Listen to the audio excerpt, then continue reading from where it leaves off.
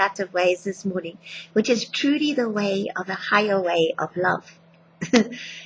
All of us, if we really ask somebody, it doesn't matter whether they're a man or a woman, they just want to be loved for themselves, not for anything else. It doesn't really matter. Anything else doesn't matter.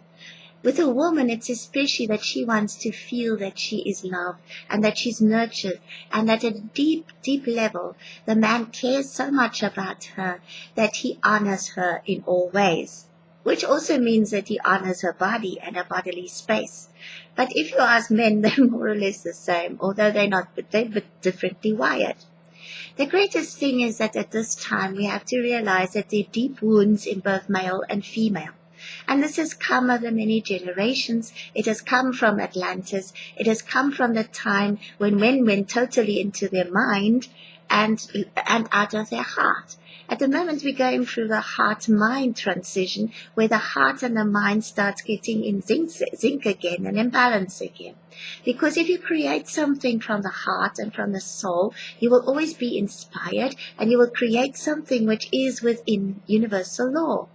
What happened in Atlantis is that the men started to control the woman through the sexual energies, and also by starting to take the soul out of woman. In other words, they tried to make woman something that she is not, because a woman is more soul and intuitively wired than a man is. A man wants to fix things. He wants to know how things work. He wants to create things. A woman wants to be in the heart. It's not that she cannot create things that a man can create, but a woman is best in that she's intuitively knows things, and that she uses her abilities to enhance life, to beautify life. I give a house to a woman and she will make it a home. Go and give her any nesting place and she will make it comfortable and cozy, so that the man can always return to nest and find himself loved in that nest. It's unfortunately that at this time we are trying to sort of like feel the new roles, but we are trying to project roles onto each other. It's like we try to make women men and we try to make men women, which is not working. The best way to do this is to realize that you are both man and woman within yourself. You are both male and you're both female. You might be more female than you are male, but essentially you have a maleness inside you. The same with the male. He's not just all male, he's also female. I think that the greatest challenge of this time is that we start finding each other on new levels, that we start finding each other in a beautiful level of love, where we understand that we've got to leave the other one the space to be himself or herself without trying to change them. Because inherently you cannot change another human being, but you can change yourself. That is the beauty of this time, is that we can change ourselves. How do you change yourself? You start working on all that emotional programming that you've had since a child. Some of it comes from past lives where you created negative patterns with somebody. In my twin flame soul readings, this comes out time and time again. You created a pattern which was not working. A lot of men were forced to marry a woman because of dowry or because of property deals. And as soon as you take the heart again out of any relationship and you force it at some level, you are busy creating something which is not in the highest alignment to the soul depth, the heart, the depth of that person. That is why we often have to release contracts from those past lives. If you were enslaved in some way, somebody signed a contract to make you a slave. And a lot of women were used for sex slaving. And a lot of women were treated as sellable commodities, or as commodities that could be sold with land rights or with political alliances. If those contracts are not released at some level, you will be drawn to the same souls again in this lifetime until you finally figured out that if you don't release that contract, you're going to be there and you're going to find love somewhere along the line, because life will always force you back to the heart of love. It will force you back to the place where you actually see, I love this person. Although I might have been forced in the past, but in loving relationship, if you want to leave the person, at least leave them with love in your heart and get them the freedom to move on. If you keep to bitterness and anger inside of you, it poisons you. It poisons your whole system. It poisons your children's system if you were married before. And later on in life, it comes in. I will never forget that when I was working in the library, I often had to deal with people that I didn't quite know very much. And I had to deal with the children out of broken marriages. And one of the saddest things that I found in that is that I often found that the kids felt guilty about their parents breaking up, but most of the time they also didn't quite fit into the new families where the mother or father have remarried. And I remember that I had one family where the mother remarried 3 times and she had children from each man. And the children, when in those days we still had library cards, and the little boy came up to me and I said to him, "Oh, is he this?" Because I didn't know his name, and I said, "Are you this?" And he said to me, "No, no, no, that's that other boy. That's my mother's new husband's boy, and he does not belong to me." And I looked in that boy's eyes and I saw pain there, immense pain.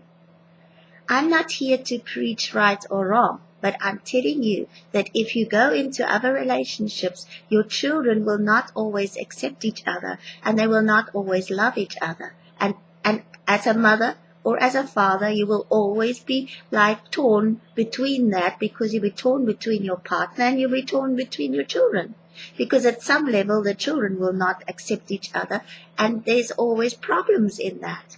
It's not because it's because we are human beings. And often that child also needs its physical partner, a father, or its physical mother, in that they are part of that because their genes are part of that. So if you are angry at whoever created that child with you, you are poisoning something in that relationship. So it's always best to come back to the beauty of love and the pure unconditional love, and to teach children that too. Because we all crave love in some or other way. We crave love, we crave acceptance, but often we find it hard to accept ourselves. And if we truly love ourselves, we will go and work through that pain. We will go and work through that emotional baggage. We will go and work through whatever our father and mother dumped on us of their own relationship. Because when your mother carried you in your womb, every emotion that the mother had is already programmed into you, and from the father's side too. So if they were fighting while you were busy being carried in your mother, you already picked that up. And a lot of your distrust in relationship might actually come from the time when you were carried by your mother. So it works on immense ways here. And that is the beauty of this time, that we can work through that. And my twin friend relationships and my soul readings often give that inner sight that you have lost along the way. It's not because I want to tell you to have one, but I'm just trying to tell you that it is a tool that I have been given in order to assist other people. And I would gladly assist you in that way.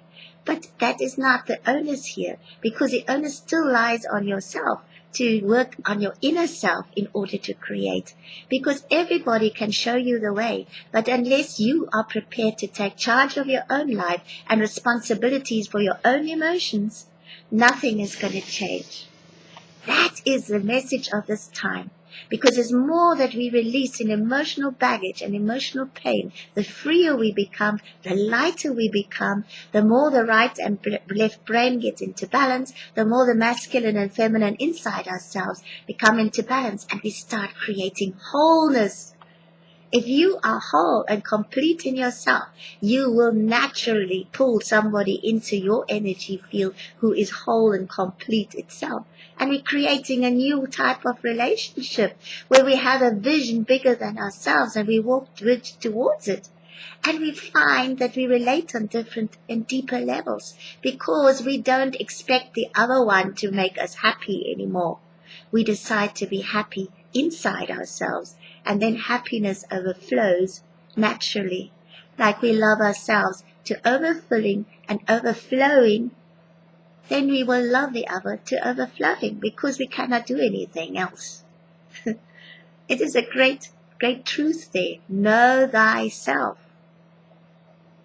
And you add to that, love thyself before one can love another. And that is the truth. And I wish you that you will find love in that way. Love that deepens and love that grows. And I tell you what, once you find that depth of love, you don't ever want to go back to all that other stuff anymore. You've done with the stuff. The past has gone. You don't want that anymore. Now you're looking outwards into the same direction with someone you truly love. That is the gift of our time. Thank you.